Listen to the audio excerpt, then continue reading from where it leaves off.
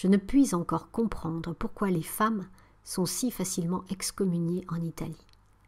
À chaque instant, on nous disait « N'entrez pas ici, n'entrez pas là, vous seriez excommuniées. » Ah, les pauvres femmes, comme elles sont méprisées. Cependant, elles aiment le bon Dieu en bien plus grand nombre que les hommes. Et, pendant la passion de notre Seigneur, les femmes eurent plus de courage que les apôtres, puisqu'elles bravèrent les insultes des soldats et osèrent essuyer la face adorable de Jésus. C'est sans doute pour cela qu'il permet que le mépris soit leur partage sur la terre, puisqu'il l'a choisi pour lui-même. Au ciel, il sera bien montré que ses pensées ne sont pas celles des hommes, car alors les dernières seront les premières. Plus d'une fois pendant le voyage, je n'ai pas eu la patience d'attendre le ciel pour être la première. Un jour, que nous visitions un monastère de Carme, ne me contentant pas de suivre les pèlerins dans les galeries extérieures, je m'avançais sous les cloîtres intérieurs. Tout à coup, je vis un bon vieux Carme qui de loin me faisait signe de m'éloigner. Mais au lieu de m'en aller, je m'approchai de lui et, montrant les tableaux du cloître, je lui fis signe qu'ils étaient jolis.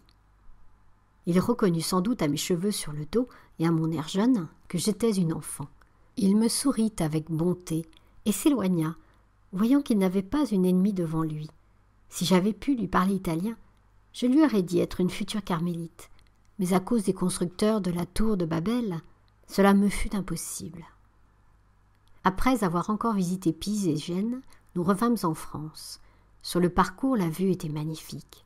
Tantôt nous longions la mer et le chemin de fer en était si près qu'il me semblait que les vagues allaient arriver jusqu'à nous. Ce spectacle fut causé par une tempête. C'était le soir, ce qui rendait la scène encore plus imposante. Tantôt des plaines couvertes d'orangers aux fruits mûrs, de verts oliviers au feuillage léger, des palmiers gracieux. À la tombée du jour, nous voyions les nombreux petits ports de mer s'éclairer d'une multitude de lumières, pendant qu'au ciel scintillaient les premières étoiles. Ah, quelle poésie remplissait mon âme à la vue de toutes ces choses que je regardais pour la première et la dernière fois de ma vie. C'était sans regret que je les voyais s'évanouir. Mon cœur aspirait à d'autres merveilles. Il avait assez contemplé les beautés de la terre. Celle du ciel était l'objet de ses désirs. Et pour les donner aux âmes, je voulais devenir prisonnière. Avant de voir s'ouvrir devant moi les portes de la prison bénie après laquelle je soupirais, il me fallait encore lutter et souffrir. Je le sentais en revenant en France. Cependant, ma confiance était si grande que je ne cessais pas d'espérer qu'il me serait permis d'entrer le 25 décembre. À peine arrivés à Lisieux, notre première visite fut pour le Carmel. Quelle entrevue que celle-là! Nous avions tant de choses à nous dire.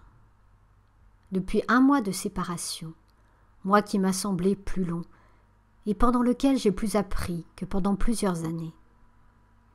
Ô ma mère chérie, qu'il m'a été doux de vous revoir, de vous ouvrir ma pauvre petite âme blessée.